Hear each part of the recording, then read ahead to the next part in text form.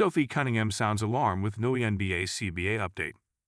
Sophie Cunningham's most recent WNBA CBA update is not what fans want to hear. With each passing day, there becomes more and more urgency for the WNBA League Office and its Players Association to come to terms on a new collective bargaining agreement, CBA. While the 2026 WNBA regular season is still several months away, the offseason is running months behind at this point.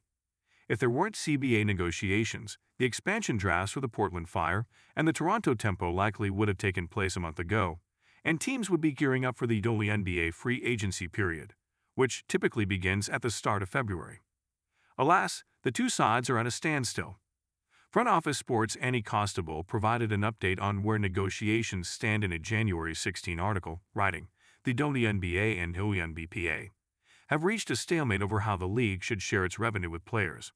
In a proposal submitted by the union around Christmas, players were asking for a 30% share in gross revenue and a salary cap of $10.5 million. The league has yet to respond to that proposal, but its latest, which was shared in early December, featured a roughly 70% share of net revenue and a salary cap of $5 million. Sophie Cunningham's stance on dumb CBA negotiations signals red flag.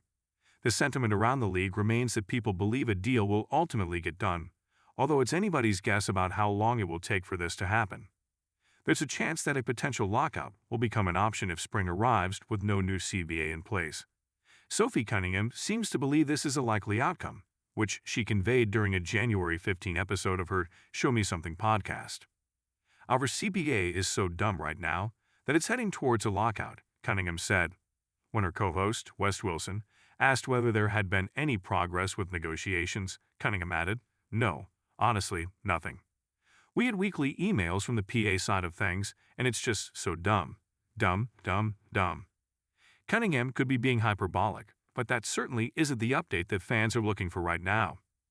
There's no question that players will be receiving multitudes more money than they had gotten in the past, but the revenue share aspect of negotiations is where the two sides are at odds.